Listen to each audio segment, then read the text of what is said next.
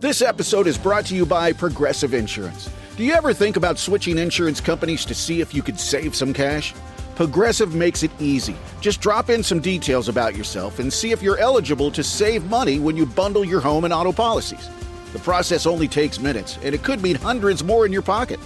Visit Progressive.com after this episode to see if you could save. Progressive Casualty Insurance Company and Affiliates. Potential savings will vary. Not available in all states.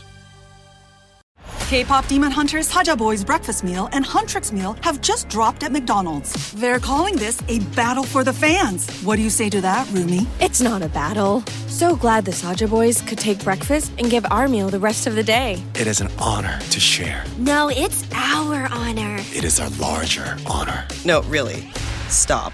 You can really feel the respect in this battle. Pick a meal to pick a side. Ba-da-ba-ba-ba. At participating McDonald's while supplies last. It's Monday. Monday. OG. Doug and I are just singing to stop OG from singing because before we hit record, we're like, dude, stop it with all the Kiss's greatest hits tunes. Feels like a crappy Thursday. Isn't that sad when it's Monday morning and you're already to third? Well, that's good. It's almost a weekend and you're already to the weekend. Yes. Go One team. more day. You think it's Tuesday? Not for me. All right, guys. You know how we start the week? Raise the glasses, gents. Raising. Got my coffee ready. Sir, yes, I sir. got Caribou coffee in here, which I picked up in Minnesota. Yeah. Good day, mate. Look at OG getting all funky with his mug. This is a new one. The Cayman Islands. Cayman Islands. The other side say Ritz-Carlton or Four Seasons. The hat says it. They don't have a Four Seasons. Mine is very close to the Cayman Islands, Baltimore County Public Library. I mean, it's a vacation spot. Yes. Sounds like the Garden of Eden. On behalf of the men and women making podcast in the real Garden of Eden, Mom's Basement, Eden? Garden of Eden. And the men and women at Navy Federal Credit Union. Big salute to our troops. Thank you so much for your service. Let's head out and stack some Benjamins together now this week. Morning, everybody. Let's do it. All right, here we go. Hold your ears, folks. It's showtime.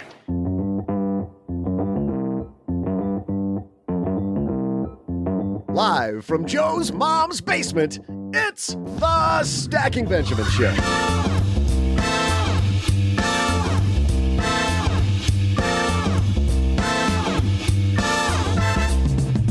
I'm Joe's mom's neighbor, Doug, and today, what if you could ditch your corporate job and take a never-ending sabbatical?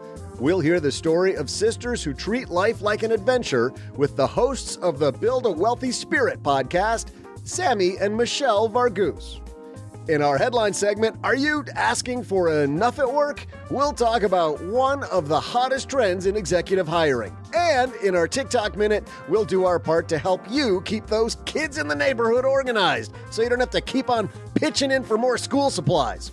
Plus, we'll throw out the Haven LifeLine to Stacker Robert, who's curious about the pros and cons of moving IRA money, wait for it, into a universal life policy. And of course, I'll save time to share some spooky trivia. And now, two guys who always enjoy a spirited debate. It's Joe and O-G.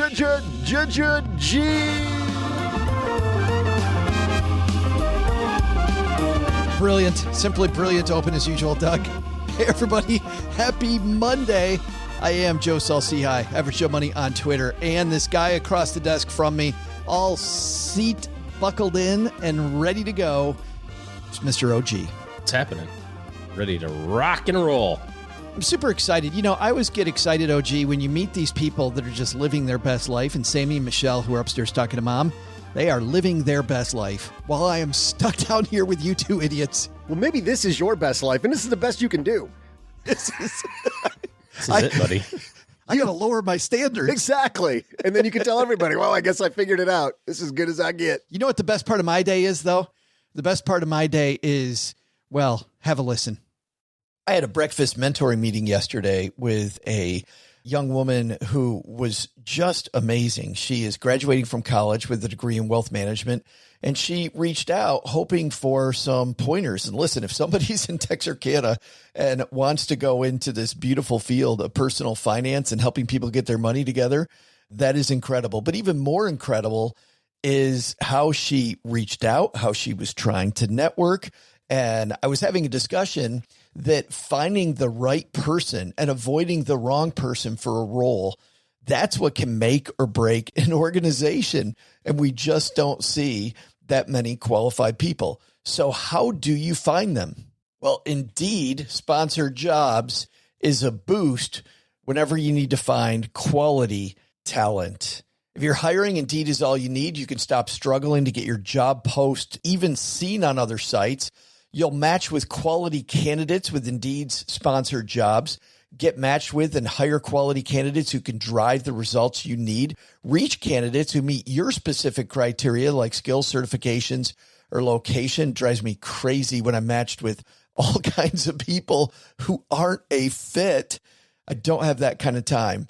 People are finding quality hires on Indeed right now. In the minute I've been talking to you, companies like yours made 27 hires on Indeed, according to Indeed data worldwide. Sponsored jobs posted directly on Indeed are 95% more likely to report a hire than non-sponsored jobs. Spend less time searching and more time actually interviewing candidates who check all the boxes. Less stress, less time, more results. When you need the right person to cut through the chaos, this is a job for Indeed sponsored job. And here's what's cool, Stackers. You're going to get $75 in sponsored job credit to help get your job the premium status it deserves at Indeed.com/podcast. Just go to Indeed.com/podcast right now and support Stacking Benjamins by saying you heard about Indeed right here at Stacking Benjamins. Indeed.com/podcast. Terms and conditions apply. Hiring, do it the right way with Indeed. And that might have been second best. This might be the best part of my day. In business, there is no room for guesswork. Every shipment matters. Every deadline counts. And when you're trying to keep operations running smoothly, the last thing you need is uncertainty.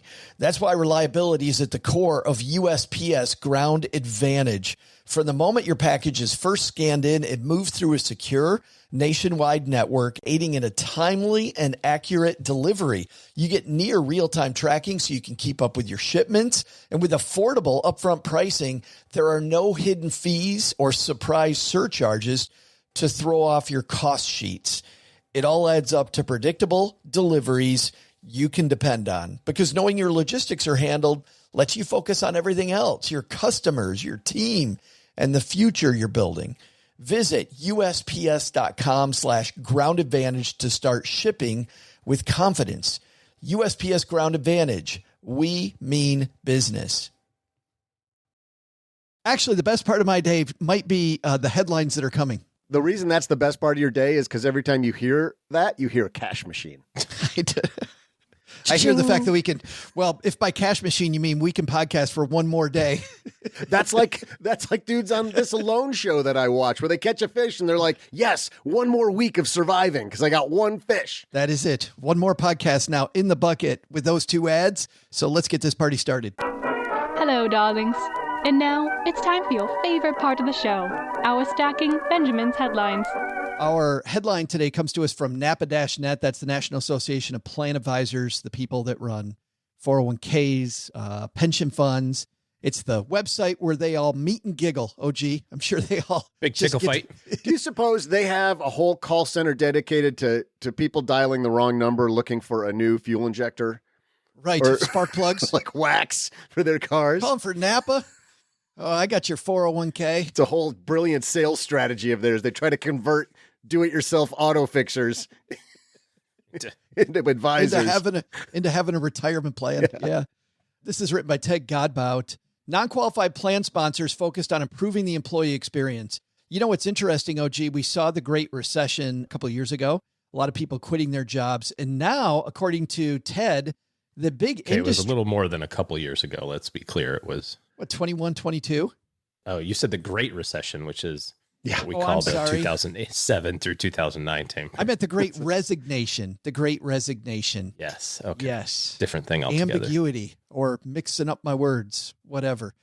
But we saw the Great Resignation, and now it seems there's all kinds of talent moving around and companies trying to grab onto some of these top people offering some cool benefits. The WTW Non-Qualified Retirement Benefit Survey of nearly 400 U.S. employers found that more than half of employer respondents either made changes to their non-qualified defined benefit retirement plans in the past 2 years, or they plan to. Even more employers, 75%, changed their non-qualified defined contribution retirement plans in the past 2 years, or they plan to. And this is a quote from Chris West, Senior Director, Head of Dallas Retirement and leader of WTW's Non-Qualified Plan Specialty Group. He said, employer interest in non-qualified retirement plans is at an all-time high. In fact, we've helped clients implement more new plans and redesign existing plans in the past 2 years than in prior years.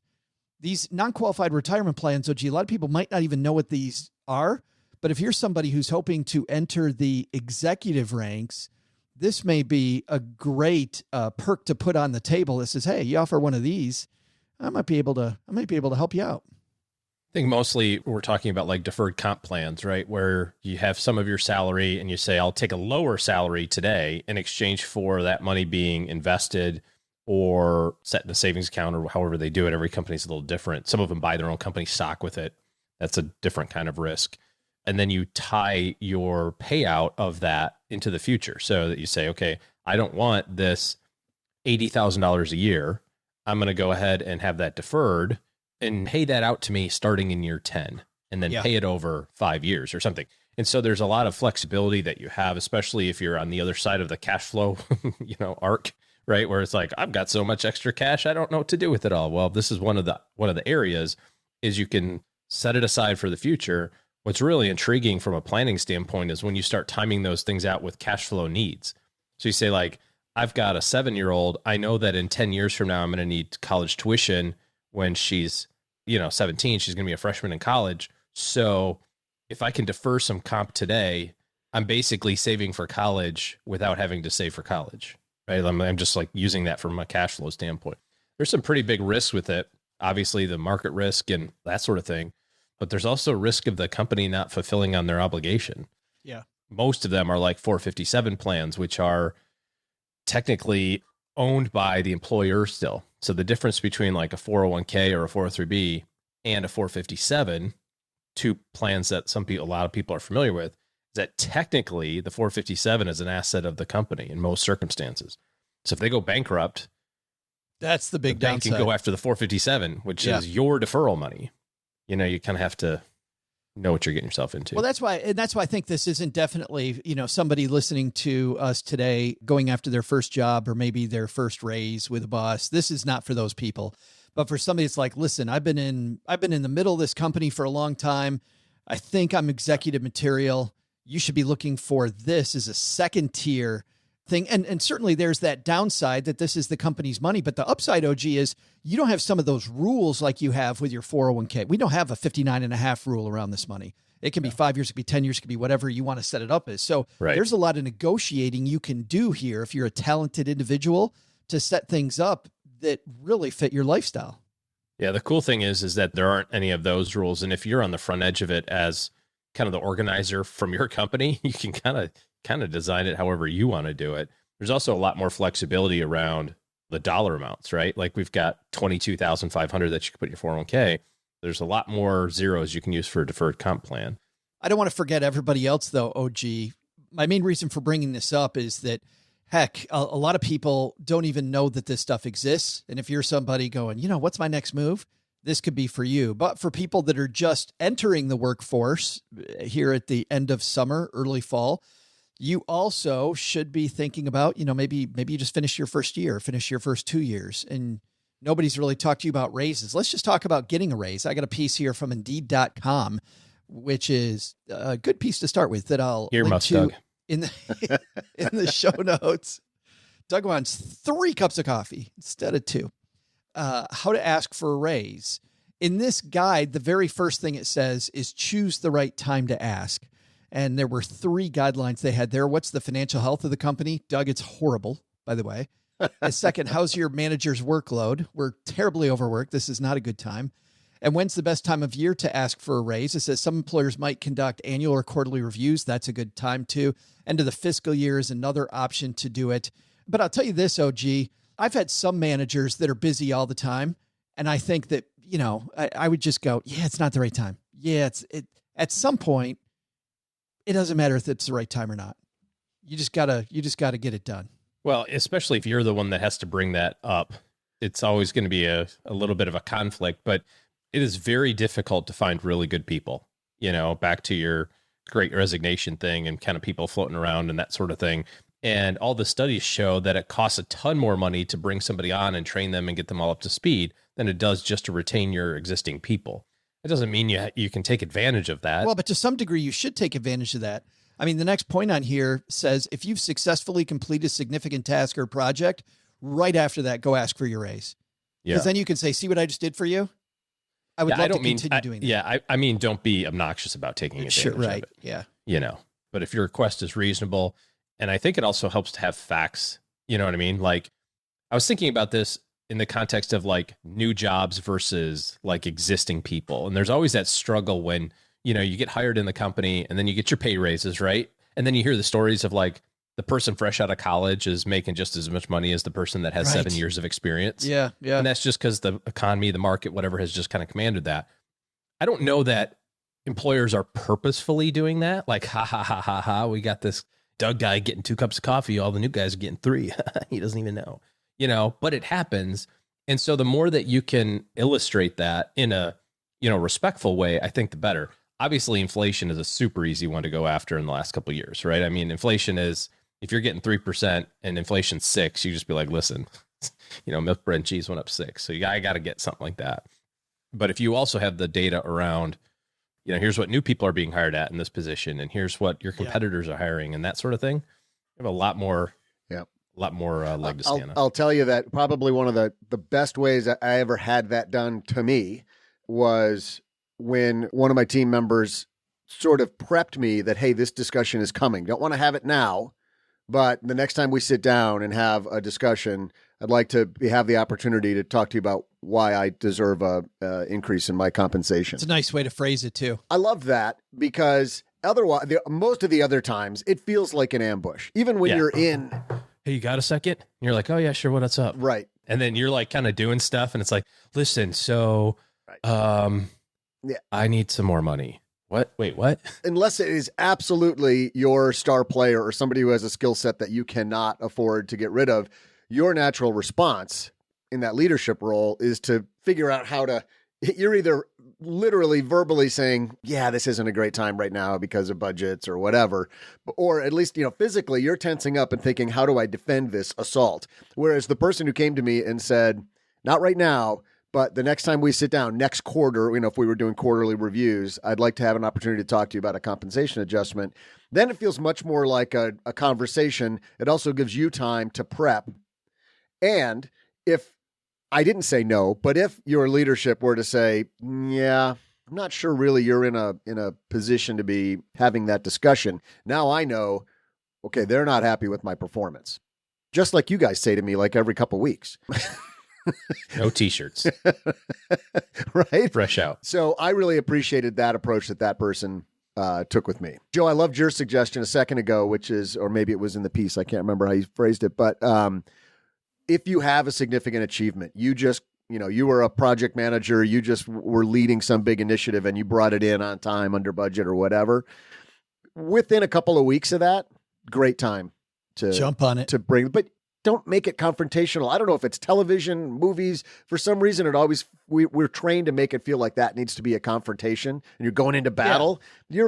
You're pretty much setting yourself up for a no. I think we got to remember what Maury Terrapore, the negotiation expert who's worked with the NFL Players Association and other groups, Wharton professor, said when she was on the show, which is that often your boss does not have the ability on their own to say yes or no anyway. So treat it like a meeting where you are giving them the facts and you guys are on the same team. You're trying to get an advocate for you. Yes. Yeah. Yep. Yeah. And man, that cooperative nature of that meeting comes across way better either way. Listen, we both want this, everybody wants to make more money. Right. We all want me to have more. Just like a conversation I have down at the Sizzler. We will have a deeper dive on this in the 201 newsletter tomorrow. StackyBenjamins.com/201. Our newsletter is always free. It is has an amazing number of people that write to us about it each week. I love the discussions that we have around the 201. StackyBenjamins.com/201. Coming up next are sisters who went to the right colleges, did all the right stuff in their 20s, and realized, you know what? While it seems like being on a boat in Ibiza, which I'm sure we'll talk about that story, partying with the most lavish people. It's Ibiza, Joe. Say it right. Ibiza. Stop. We will. You mean it's pronounced like what's the city? Ibiza. Budapest. Budapest. It's pronounced like Budapest. Yes, it's Ibiza and Budapest. And you should order some bruschetta when you're in Ibiza on your way to Budapest. Isn't it bruschetta? Just strangle him, OG. Just strangle him. Bruschetta? Bruschetta, I think is how you pronounce that. Anyway, they're on a boat, realize that maybe this is not our best life. And to hear their redefinition and how they got there of their best life is amazing. And it's a great lesson in treating your life as an adventure. But before that, we always have an adventure at this juncture, which is Doug's Trivia. What's our adventure today, Doogie? Hey there, Stackers. I'm Joe's mom's neighbor, Doug, and today we have the ladies from the Build a Wealthy Spirit podcast joining us, so I'm going to commemorate the occasion by turning the basement into a spirit Halloween store. I mean, for this year, if you don't have your Halloween costume yet, it's probably too late. It's practically Christmas shopping season already. If I don't get this set up soon, you'll have to go as a plainclothes police officer again. It was hilarious the first time. So, before we're ready to buy Valentine's Day supplies, let's talk Halloween. Originally a Celtic holiday dating back more than 2,000 years. Yes, that's how you pronounce that. It's not Celtics. We're not in Boston. It's Celtic. Did the Celtics have their bruschetta? As they were dressing, yeah, probably. Why don't you come over for the pagan dance and some bruschetta? With nice little, tomatoes chopped up finely on top and maybe some herbs. Anyway, Halloween wasn't commercialized until the first couple decades of the 20th century when the Denison Paper Company began mass-producing paper costumes. Around that same time was the first documented trick-or-treating in America. That must have been confusing for the neighborhood. Hey, honey, there's a kid here who says we owe him a tiny Snickers bar. We got any of those? Since kids first started dressing up and wandering out into the night in search of treats, the Halloween industry has grown into an over $10 billion industry, with roughly $7 billion of that being spent on costumes alone. So today's trivia question is, what is the most popular Halloween costume in the United States? I'll be back right after I go find my fog machine. You're listening to this podcast, so I know you've got a curious mind. Here's a helpful fact you may not know yet. Drivers who switch and save with Progressive save over $900 on average. Pop over to Progressive.com, answer some questions, and you'll get a quick quote with discounts that are easy to come by. In fact, 99% of their auto customers earn at least one discount. Visit Progressive.com and see if you can enjoy a little cash back. Progressive Casualty Insurance Company and Affiliates. National average 12-month savings of $946 by new customers surveyed who saved with Progressive between June 2024 and May 2025. Potential savings will vary. What would you do if your online store converted 36% more shoppers? You could take 36% more vacation. Another pina colada? Yes, please. Open a new retail location with 36% more square feet. Fantastic. Hire 36% more help. You're hired and you're hired. Shopify has the world's best converting checkout, up to 36% better than other e-commerce platforms. What you do with those extra sales is up to you. Switch to Shopify today at shopify.com/listen and get a $1 trial. Shopify.com/listen.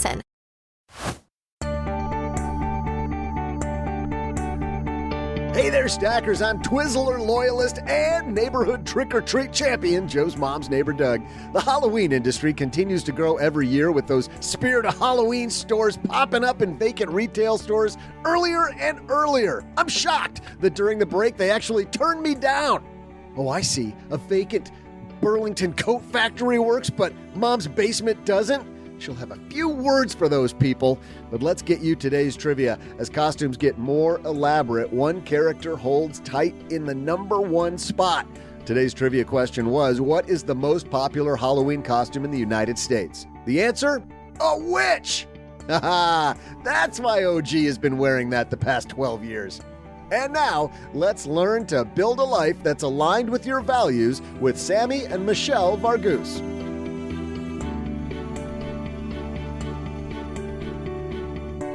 And I'm super happy we finally have them coming down to the basement. Sammie and Michelle are here. How are you? Hi. Hey, Joe. Thanks for having us in the basement. We are super excited.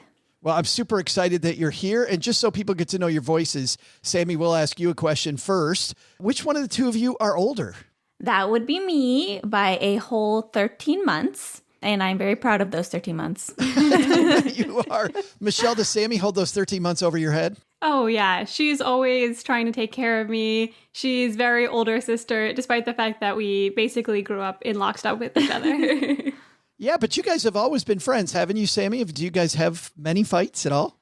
I mean, we certainly fight, but we are very close. Like, people always ask us if we were always close. And there's literally baby pictures of us just like sitting there hugging. And so, yeah, we were very close. But we do fight. I think because we're so close, we can just explode and have, the tough conversations we need to have. And then we're sisters. We'll still be there afterwards. Well, yeah, and you guys, Michelle, have such an interesting story. And the fact that it's together is definitely where I wanted to start. But it is this journey that a lot of people, frankly, aspire to. I feel like you guys treat life as if it's an adventure. But I'm wondering how it started. Like, where did this adventure really begin?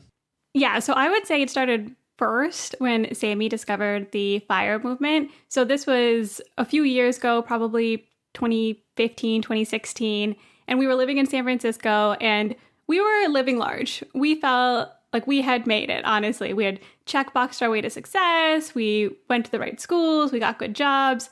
And we didn't really have much of a personal finance education outside of that. So we were making pretty good money and we were in San Francisco. So we did what we thought you were supposed to do, which was spend it on eating out, eating sushi all the time, going to things like the ice cream museum, the candy museum, traveling. We went to Vegas all the time because we were so close. I remember one time we were in Ibiza and we were on this boat party with our friends. Oh my God. And it was so funny because like in the terms, they're like, we guarantee at least one champagne shower for everybody. And it was those type of ridiculous things that I think you see on television and you're like, oh, okay, this is what it means to be in your 20s and in the city. And then one day, Sammie discovered a little bit more about the FIRE movement. She sort of and had she her ruined own... all the fun. Yeah. That's when we stopped having fun. Well, let's talk about that then, Sammie. So how did you discover, like, were you just on the internet one day, you saw Mr. Money Mustache post, or what happened? Well, actually, we were visiting one of our friends in Austria, another one of our travel trips. And this is why it's so important who you surround yourself with, because our friend, we go to her home. Her housing is actually subsidized by her work, but she's renting out one of her rooms to Airbnb. They're growing their own herbs. They're talking about finances. And I'm kind of putting together that they're being very conscious about their finances. So I asked her, like, what is going on here? And that's when she was like, oh, have you heard of the FIRE movement? From there, it was a rabbit hole that maybe on the outside looked like it killed all our fun. But we went deep. We went deep into that. You certainly did. And so was then, Michelle, your job situation, did that kind of then set the adventure in motion? I got to believe that had a huge part to play in what you guys did next. Yeah, that was a huge inflection point. So I had moved to Austin at the end of 2019, which was a great time to make a major life transition. I was in tech sales, my company shut down, but my team had never been doing that well. It was a new team. And when COVID hit, it just accelerated the fact that everybody was doing poorly. My manager got fired about 6 months in, and I went to my new manager. And I was very confident and I told him, you know what, I want you to know that I'm not leaving. I'm not interviewing. I'm sticking it out. I'm ready to be here. I was like dedicated to the job. And he looks me in the eye through our Zoom conversation and he goes, well, maybe you should be. Oh my God. And we just had probably one of the most contentious conversations of my career. And what ended up happening is Sammie and I come from a very positive family. And so even though I think anyone else in that situation would have told me to quit, my parents, I talked to one of my cousins, they were like, you can only control one thing, and that's your output. At the end of the day, whatever happens, happens, but at least you'll be able to like have some integrity in your work. And two things happened. One, I ran the numbers really quick because I did have to know if I lost my job, would I be okay? And then two, I doubled down. I worked really hard and I actually improved. And I started to do really well. I got shout outs at meetings. People were reaching out to me for questions and asking me all these technical questions. Unfortunately, it was too little too late. I wasn't able to redeem myself, but my manager ended up throwing me a goodbye happy hour. But all that to say is by the time I was done, I was like, okay, even though things didn't work out, I showed myself for the first time in a while that I could work hard and I can grow and I can get better. And what would happen if I applied this energy to myself? And that's when I started talking to Sammie, and I was like, maybe I'll take a little bit of time off. And she was waiting there with her fire folders and her spreadsheets. And she was like, you can definitely do this. She helped me look at my numbers. And I want to do something that's aligned with my values for my next step. One thing I realized, especially since I was in my role before that for 5 years. So when I moved into this other role, I felt the same way. I didn't think I was giving my all the first 6 months. And to actually challenge myself and to see myself grow like that was the first time in a long time that I had felt that again. And it's so powerful. Like, I think in that situation can sound so terrifying in some ways when you talk about it. But at the same time, I think it's those uncomfortable moments, those new things that you do, that you really see what occasion you can rise to. Yeah. Sammie, what are you doing at this time? So Michelle is struggling to keep her head above water in Austin. Where are you at? So at that time, I was living with my parents. So fortunately, I did not have to pay rent. And that is one of the big reasons I moved back in with them. Is it hard to live with parents? And like having them tell you to come and live with them is one thing. I love Mom and I love podcasting from Mom's basement, but I could stay here for maybe about 4 days before I got to go back home. Yeah. And I definitely thought I was one of those people. And my mom is a huge fan of the podcast, so just cover your ears. But honestly, like, I'm like very type A. And so living with them is not this easy thing. Like when I was first visiting them, they had visitors for like a month. So I just slept on the floor in the living room. Oh my God. Yes. So it wasn't like this simple thing. Meanwhile, I'm working as a physician assistant. So I'm going to work. I have hours of work to do after work. I'm really busy. You must have been, though, you're saving, it had to be then 95% of your money. Yeah, it was quite a bit of money. The most would be because I was commuting 3 hours a day. Maybe that took up, the biggest chunk of my money, but I was probably saving, like upwards of 80% of my income. That was after tax.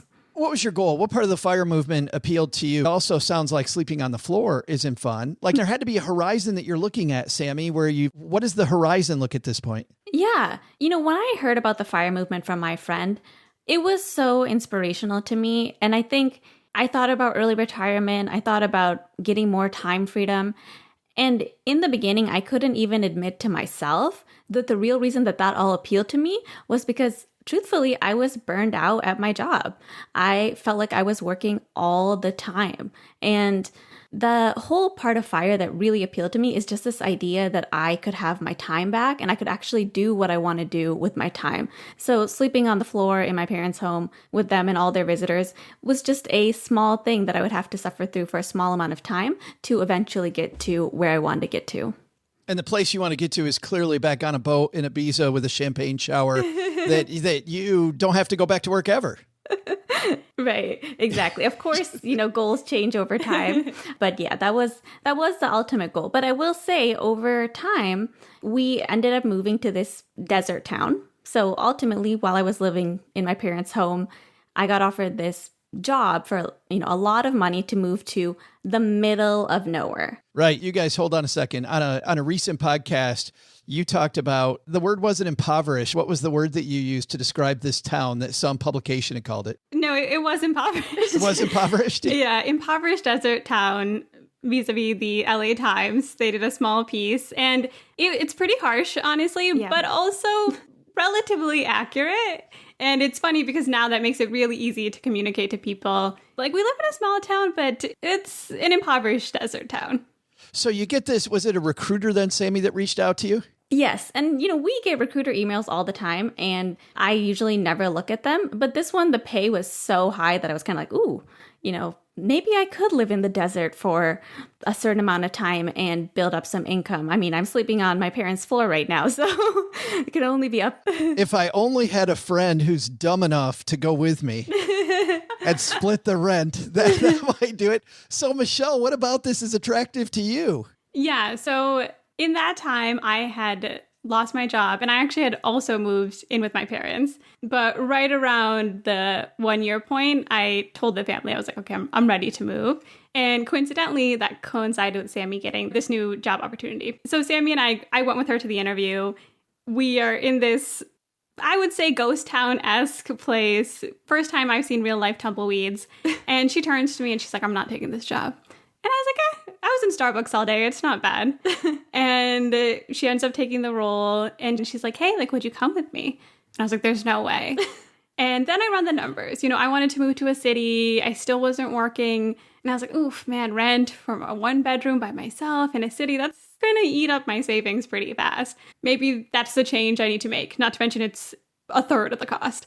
Yeah. So I decided to join Sammie. So we packed up our bags and moved to the desert.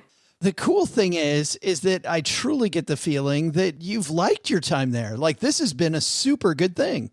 Yeah, I think we both kind of think of ourselves as like Henry David Thoreau over here in Walden. And being in the middle of nowhere, and we are 2 hours away from any even remotely large town. Like, my health insurance for my work comes with a helicopter pass. Just being away from everything, it really gives you a lot of time to reflect on your own life and the direction that you're going in. It's funny that I think we busy ourselves so much sometimes we forget to just be quiet. Now, Sammie, when you and I have talked just briefly about your job, it seems like you really like it there. But you guys are on the show today because you're making another move. So, Sammie, how did this transpire where you're like, okay, it's time to close the book on this chapter? Yes, I think this is such an important example of knowing when to stop. So, you know, I always think of a raft that you use to get across a river. You then, once you're over the river, don't carry that raft with you for miles. So it's a tool to get you across the river, but it is not life. And that's what I think about FIRE and the financial tools.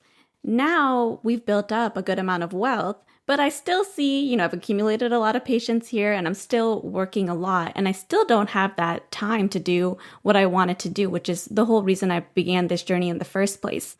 And recently, I actually had to get my thyroid removed and I healed from the recovery pretty well, but I ended up having a really, really bad stomach bug. So I got over the vomiting, but I was so tired for 3 days and I couldn't even look at the light. So I was also in a dark room for 3 days. And this was like a very, very low point because I was just feeling so weak and so sick.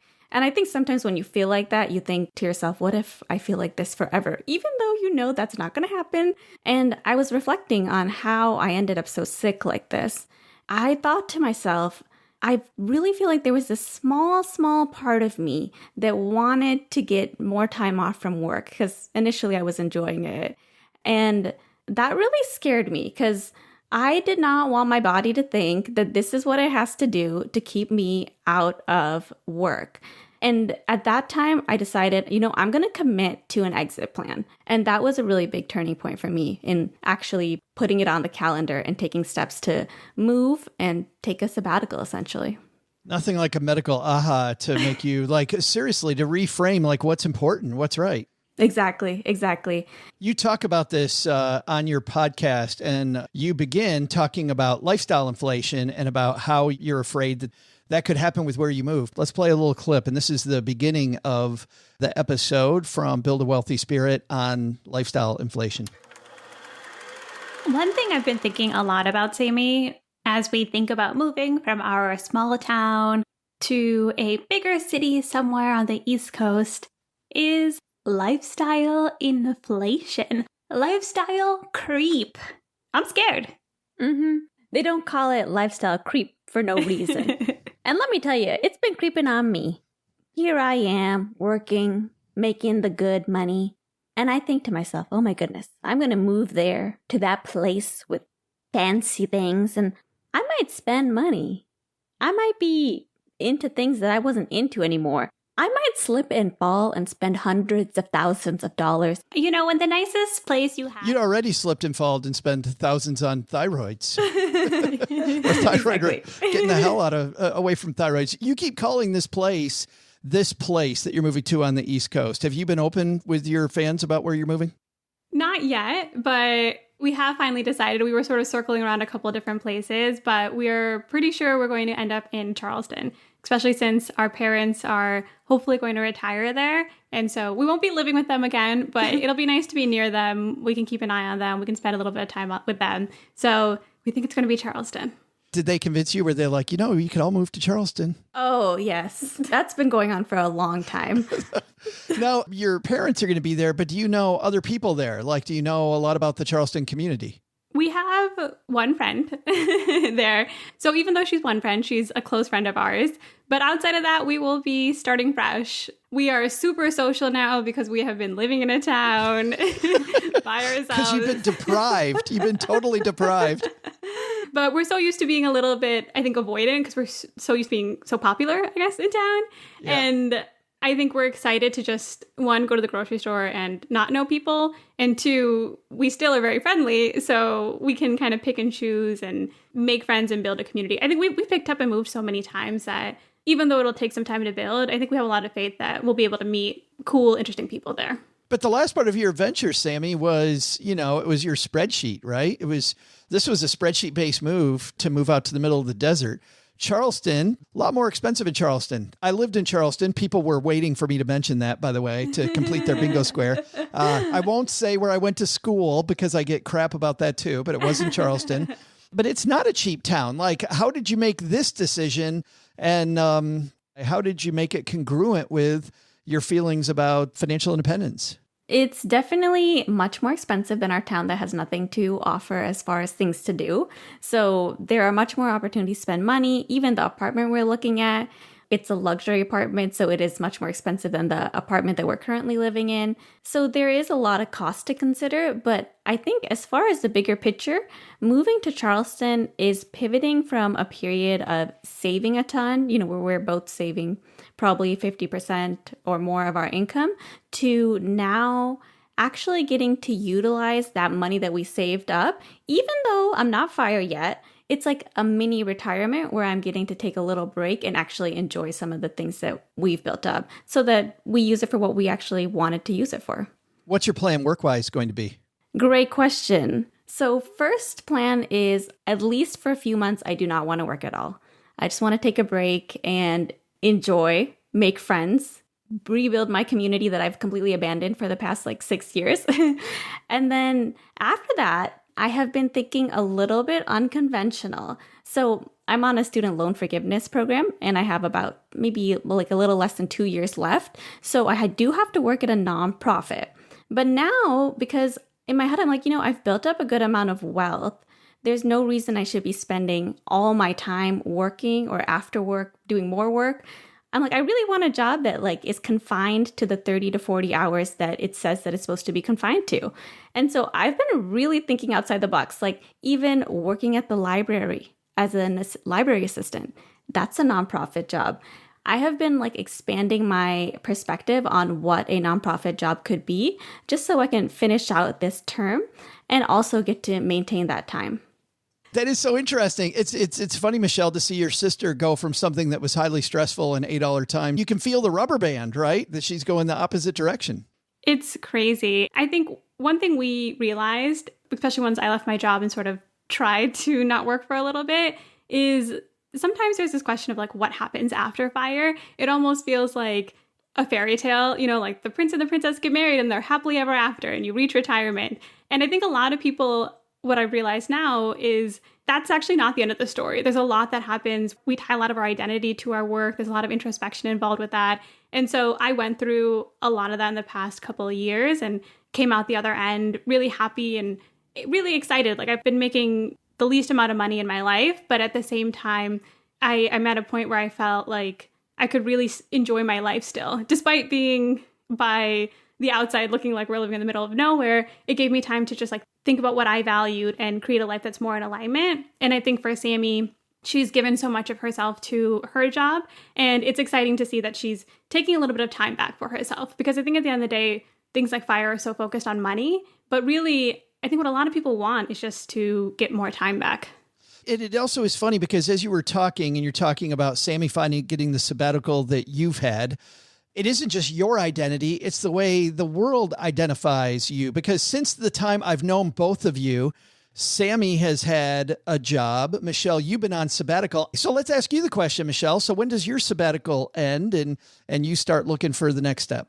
Yeah, it's so funny because now I talk so much about being on a sabbatical, and it's a nice shift. It's much better when people let you just do what you want to do than when you first leave your job and everybody wants to know what your next step is. Right. And you're like, I haven't figured it out. But now I've honestly transitioned out of it probably at the beginning of this year, just because as I started to publish more with our podcast and writing and like joining online communities and meeting people online and who have similar interest or who are doing similar things as me, I've just gotten more involved in those communities and have taken on freelance jobs. So I'm actually honestly pretty busy again.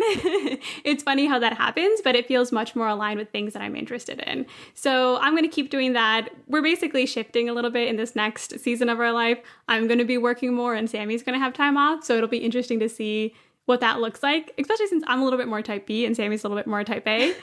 But yeah, so my sabbatical has mostly been done, and I'm just going to continue working on different projects that I'm interested in. Well, I was just thinking, Sammie, it's about damn time your younger sister took care of you for a minute. Right? I mean, come on. I know. I'm like, it's sabbatical time. And Michelle's like, I have a lot of work to do. Your podcast is Build a Wealthy Spirit. We'll have a link to it, Stackers, on our show notes page at stackingbenjamins.com. But tell us what's coming up, because you guys are documenting this journey, obviously, and the episodes you have, you're going through your own thoughts about the things that you're doing. It's also well-researched. You'll have guests on sometimes, but tell us about maybe some cool upcoming stuff on the show. Yeah, we're really excited. And so a main thing with our podcast, like the main thing that we always want to express to our community and hope to provide some tools around is this idea that you can build a financial foundation for yourself so that you can then go and live a life that's more aligned with your dreams, whatever that might look like for you. For us, it's taking time off and pursuing our own projects. For other people, it's spending time with their kids or traveling around the world. And so we really think that at least what we saw for ourselves was we were missing a few basic personal finance building blocks. And then now, since we've been doing this for 2 years, we've also happened to record our own journey. So you'll be looking at Sammie dealing with all her stuff with the sabbatical. I already know what's coming up for her because I've gone through it, but I think it'll be really fun to talk about it. There's a lot of mindset shifting. There's a lot of identity transitions you're going through. So that'll be really fun. And then I'll also be talking about some of the unconventional ways that I'm working, because as of right now, I'm not going back to a 9-to-5, but I'm sort of moving into this coast fire mentality where I really just want to be able to like cover my bills and focus on like projects that I'm really excited about and build that over a long period of time. Well, I can't wait to see what's next for you ladies. The show Build a Wealthy Spirit. You'll hear it wherever finer podcasts are heard. Can't wait to see what's next. Thanks for joining us and helping our stackers live life as an adventure and telling your story. I really appreciate it. Thank you so much, Joe. This is Erin from Colorado Springs, and when I'm not teaching 3 boys how to patch hockey stick holes in drywall, I'm stacking Benjamins. Big thanks to Sammie and Michelle. And I love this idea, OG. You did it, right? Took the family and said, hey, let's move to Dallas. I remember when you, Mrs. OG, came down and we went to the Dallas Arboretum together, kind of drove around Dallas, and you knew a whopping, I think, how many people did you know in Dallas before you moved there? Yeah, I don't think anybody. Yeah, Alyssa did because she worked down here, so she had some work colleagues, but it was quite the change. We had something similar, moving the family to Texarkana. And I remember telling Cheryl's family, a well-meaning family member, writing us a nice note going, you're going to hate it. It's going to be horrible. Your family's going to be so far away. And it's going to be rotten. My family's going to be so far away. Why do you think we're leaving? Family's going to be so far away. My family's going to be so far away. Well, the bad news about this individual was that they had moved from Canada, from the Toronto area to California, like in the late 1950s when they were a kid. And so they were translating it to be the same, and I've got one kid right now who's in Montana and another one who's in Seattle. And we talk like every day. I mean, it's a whole different world. I feel like my kids are right next door to me. And with family, we've been on a group chat with our family since we left 14 years ago. We're always laughing about stuff or getting together. Heck, even during the pandemic, we get on these Zoom chats and sit around with a glass of wine and talk about what's going on.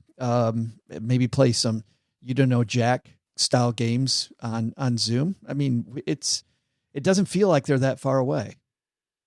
It's definitely a different thing now than years ago. It also helped for us that I had lived in different places, so it didn't really bother me that much to move. And frankly, we see more of our family now than we did when we lived 2 hours away, because it was like, oh, well, they're just on the street. So, some of these themes we talked about last week, though, of really getting it together. I mean, going to the right schools was great for Sammie and Michelle. Being able to work these high-end jobs was great, but really being frugal in their 20s, going from party nonstop to realizing, hey, if we're frugal now, we can create this great life. And look at how much fun they had. I mean, this dusty old town in the middle of nowhere, Nevada, it ends up being a great story for them later on. I've never heard of somebody, by the way, who, along with their health benefits, gets a helicopter card to be able to take the helicopter for free. That was a new story for me. I mean, that's when you're remote. Wow. Yeah. It comes with a helicopter pass. Yeah. Good stuff. Thanks to Sammie and Michelle. Go check out the Build a Wealthy Spirit podcast. If you're loving what they talked about today, that's what they dive into every show. Hey, let's throw out the Haven LifeLine and tackle some of life's most important questions, guys. Oh my goodness. You know what segment I skipped? I accidentally missed our TikTok minute. Ooh. Oh. Steve, let's put this in reverse. Time for the TikTok minute, the part of the show where we either shine a light on somebody making some internet goodness or some air quotes internet goodness. What do you think we got today? Is it goodness or great goodness? Air quotes goodness, OG. Definitely great goodness. Well, I got to tell you, for people with kids going back to school, this woman is teaching a lesson that anybody with children or maybe even help out your nieces and nephews with this lesson. I'll let her explain the PowerPoint she does with her kid at the beginning of the school year.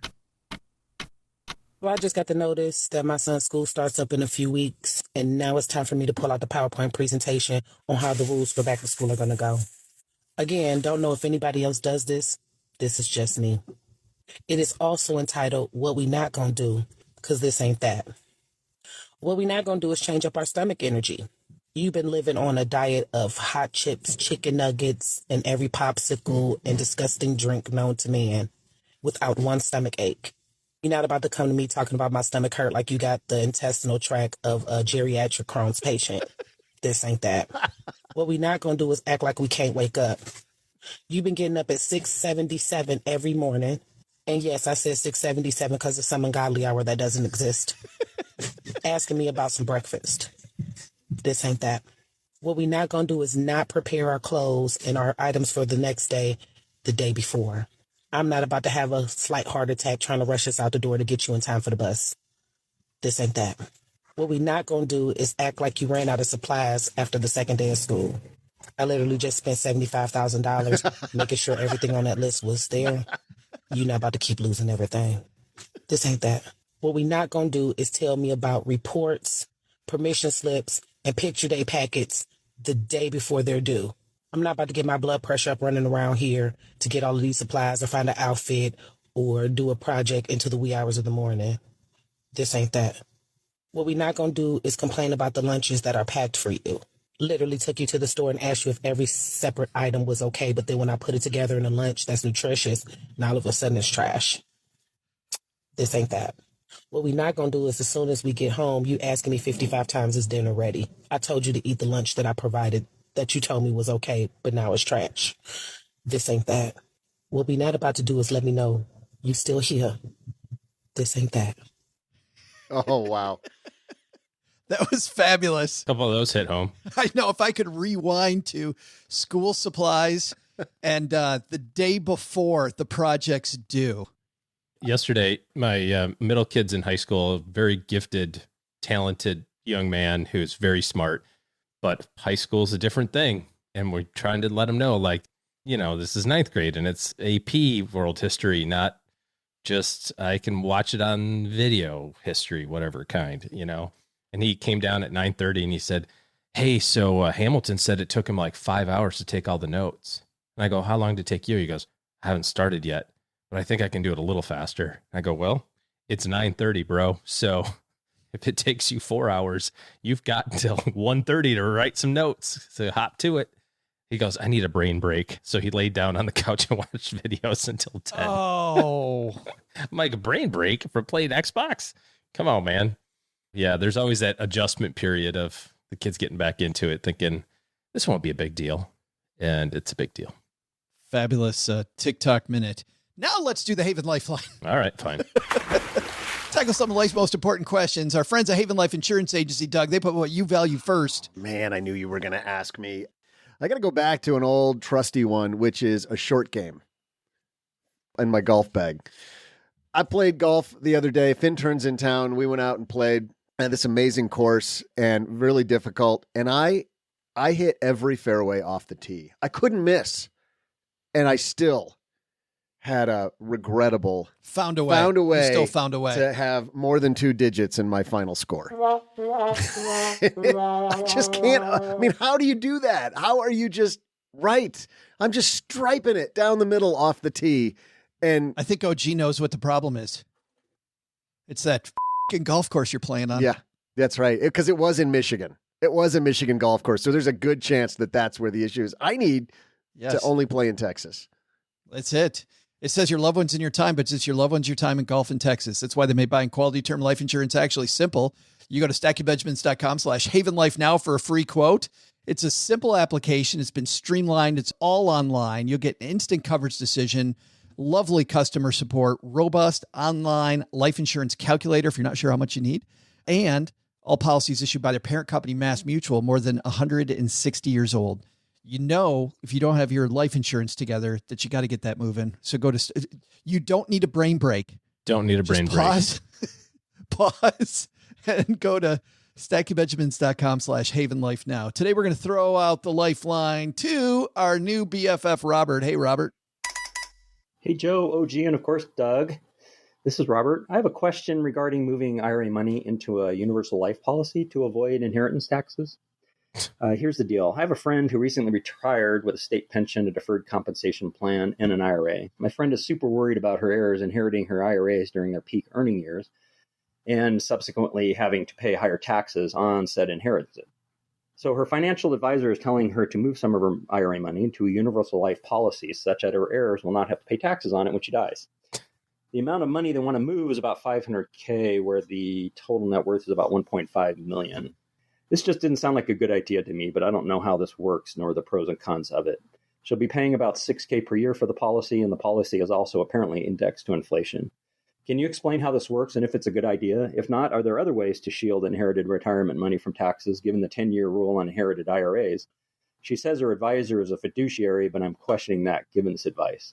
Thanks for any insights. I love the show. I promise not to learn from anything you say. You guys rock. I still want a shirt. See ya.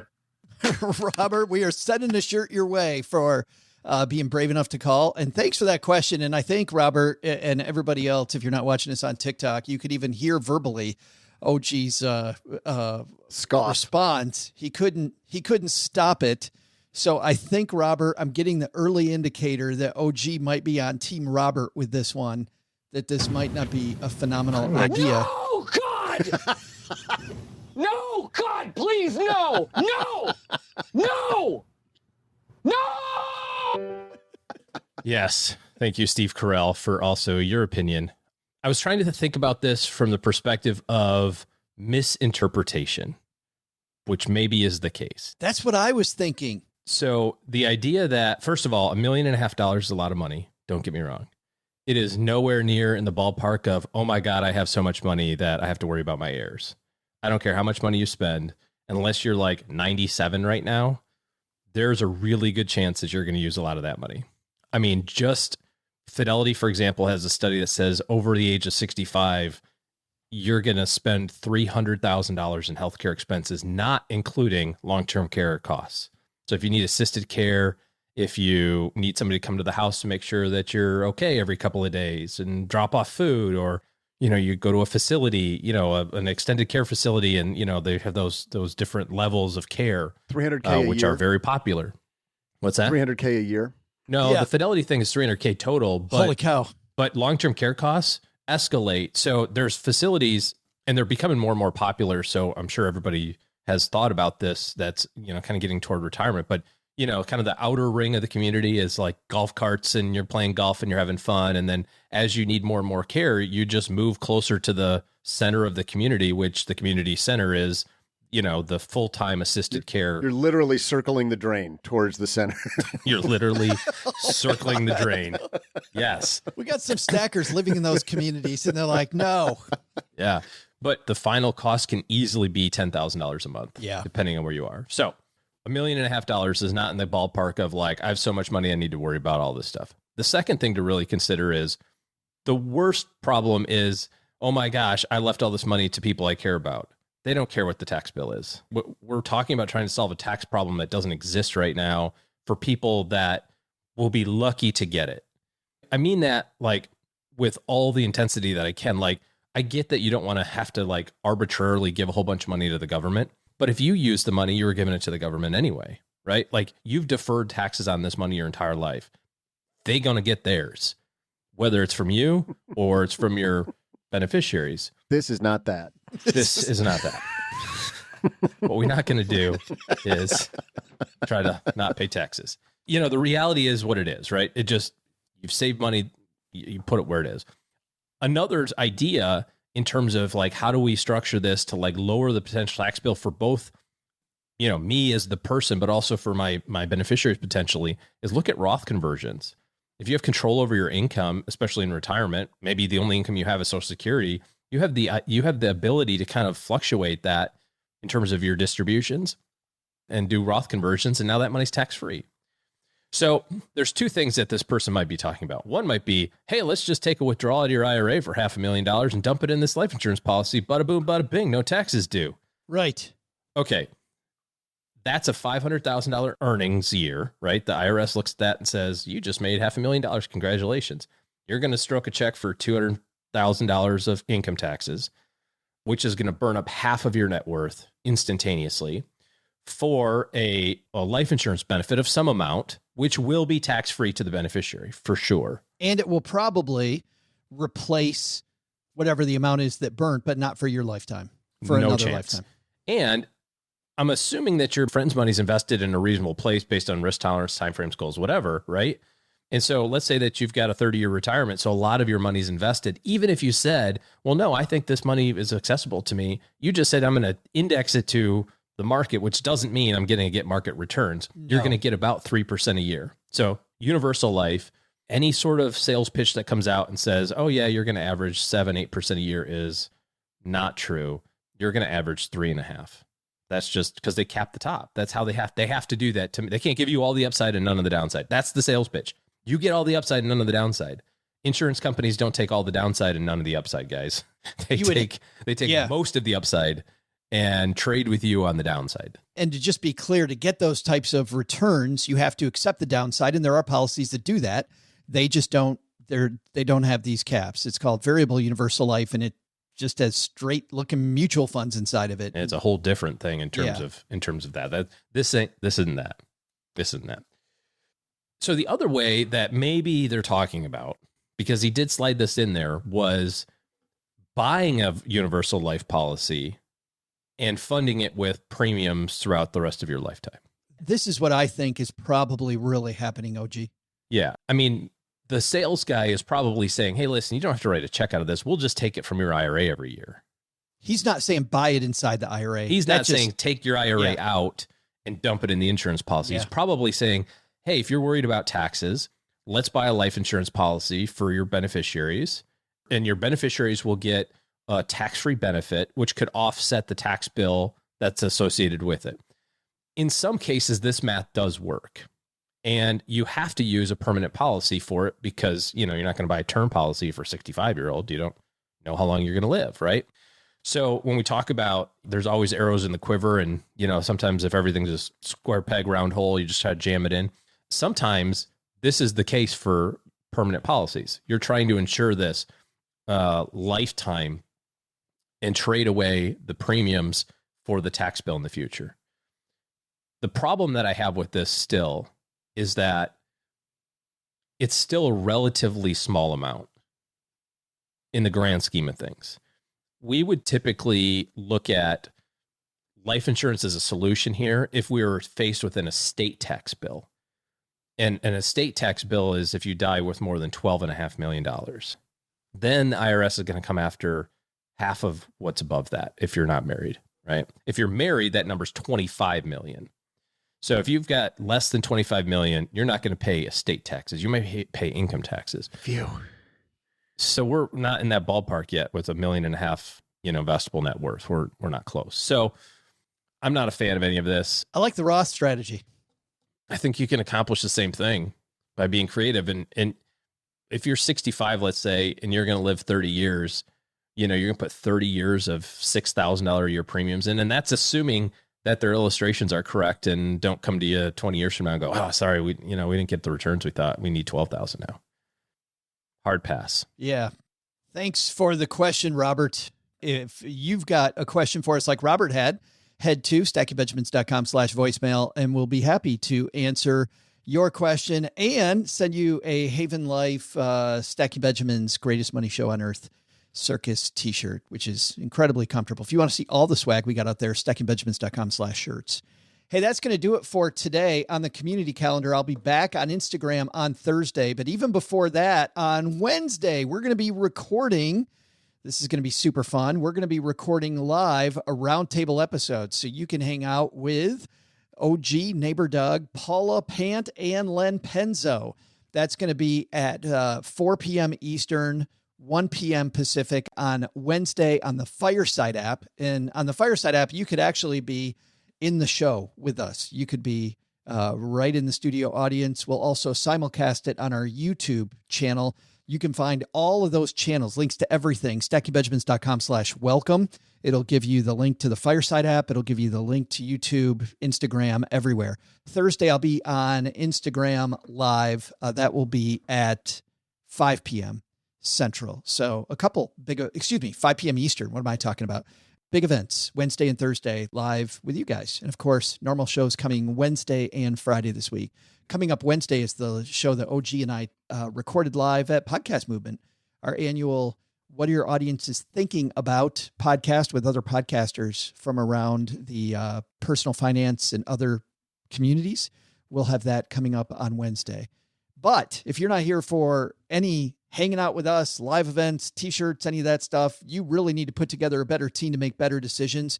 OG and his team are taking clients. So head to stackingbenjamins.com/OG for a link to their calendar. It's the first step to interfacing with them to see if they can help you make better decisions in your financial future. All right. That is it for Monday. Doug, take us home, man. What should we have learned today? Well, Joe, first, take some advice from Sammie and Michelle Varghese and build a career around your dream life, not the other way around.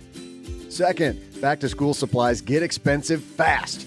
Help your kids get organized so you don't have to replace everything before homecoming, because this ain't that. But the big lesson? Most people fail to see the importance of doing a trick-or-treat practice run in August, but persistence is the key, people. Seriously, OG, pony up with the Kit Kat, man. Thanks to Michelle and Sammie Varghese for joining us today. You can find their podcast, Build a Wealthy Spirit, wherever you're listening to us now. We'll also include links in our show notes at stackingbenjamins.com. This show is the property of SB Podcasts, LLC, copyright 2023, and is created by Joe Saul-Sehy. Our producer is Karen Repine. This show was written by Lisa Curry, who's also the host of the Long Story Long podcast, with help from me, Joe, and Doc G from the Earn and Invest podcast. Kevin Bailey helps us take a deeper dive into all the topics covered on each episode in our newsletter called The 201. You'll find the 411 on all things money at The 201. Just visit stackingbenjamins.com/201. Wonder how beautiful we all are? Of course, you'll never know if you don't check out our YouTube version of this show, engineered by Tina Eichenberg. Then you'll see once and for all that I'm the best thing going for this podcast. Once we bottle up all this goodness, we ship it to our engineer, the amazing Steve Stewart. Steve helps the rest of our team sound nearly as good as I do right now. Want to chat with friends about the show later? Mom's friend Gertrude and Kate Youngkin are our social media coordinators, and Gertrude is the room mother in our Facebook group called The Basement. Say hello when you see us posting online. To join all the basement fun with other stackers, type stackingbenjamins.com/basement. Not only should you not take advice from these nerds, don't take advice from people you don't know. This show is for entertainment purposes only. Before making any financial decisions, speak with a real financial advisor. I'm Joe's mom's neighbor, Doug, and we'll see you next time back here at the Stacking Benjamin Show.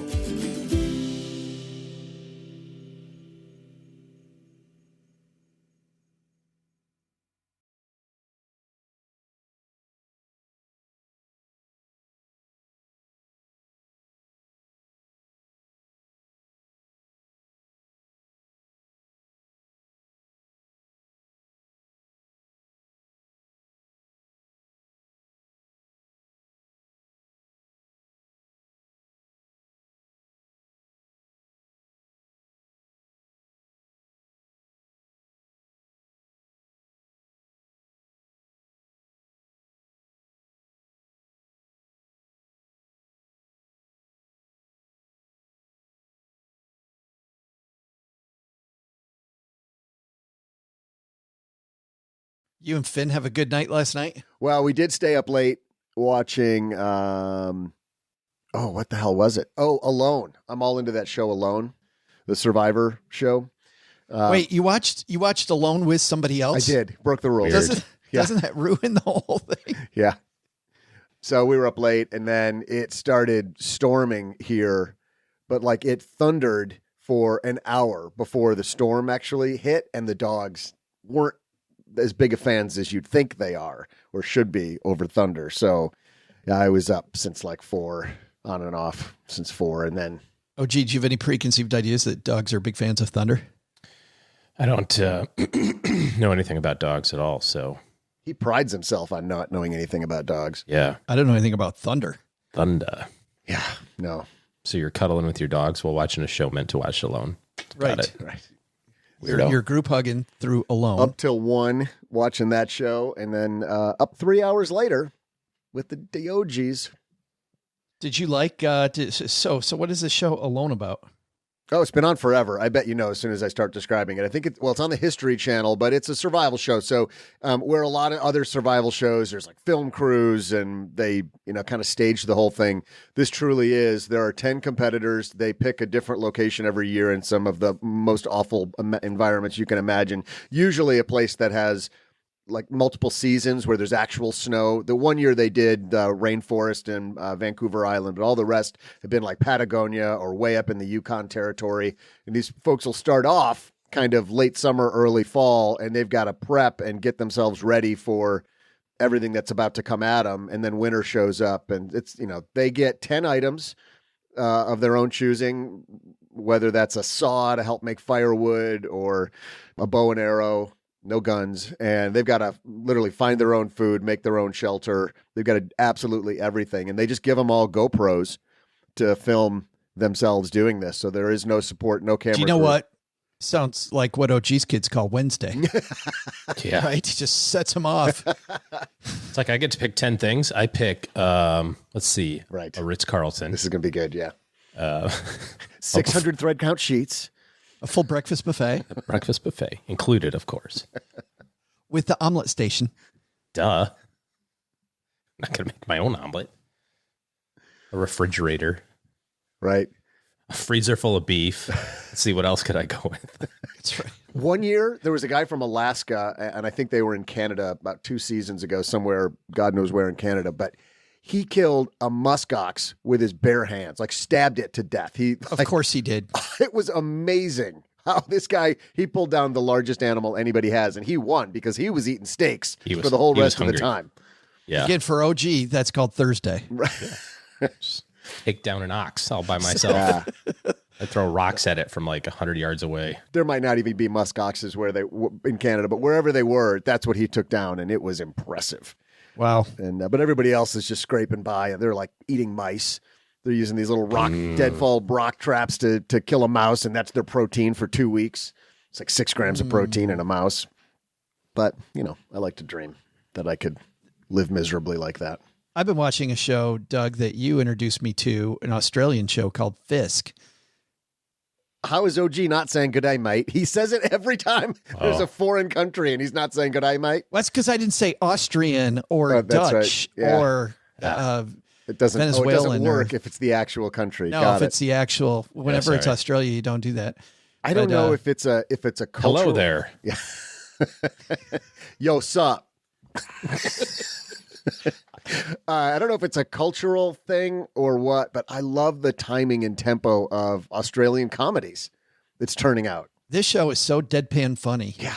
And I think were you the one that told me that the woman who's the main character is also the writer, the producer, she's that was like less than 12 hours ago that I told you that. Creative force. I'm expecting to remember anything you say. What the hell? Yeah, she's everything. And I think the credits were scrolling fast, but I think she's got a sister or something that's also on the team. I would play a clip, but I can't. But they're talking about season 3, which means Netflix only picked up the first season for Netflix in Australia. They're well beyond. Like this is a very successful series. Jen looked it up. Season 2 is on Apple, and we haven't dug for it yet. Oh. Don't know if it's a paid thing or what. Fisk is a funny story. She got fired from the setup is she's an attorney who got fired from her old job. And it turns out it's because she yelled at a client. And then you find out later the client was the woman her ex-husband was sleeping with, not her ex at the time, found out that so she gets fired for this totally horrible reason. And everything, just nothing works in her favor. And she just constantly finds a way around it.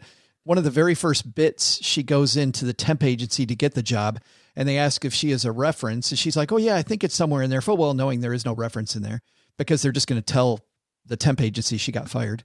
And she said, and the one goes, well, I don't see one. And she goes, can I get one? And she just looks across the desk and goes, no.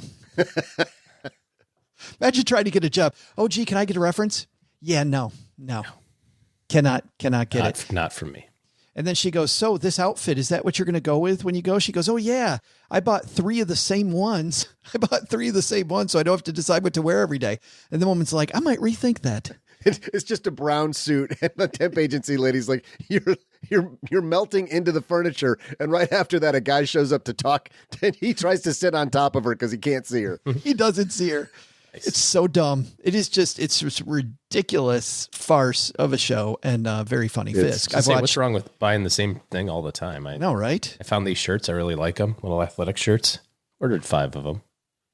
3 of them in the same color because I forgot that. From the clavicle on up, you look athletic. Thank you. Thank you very much.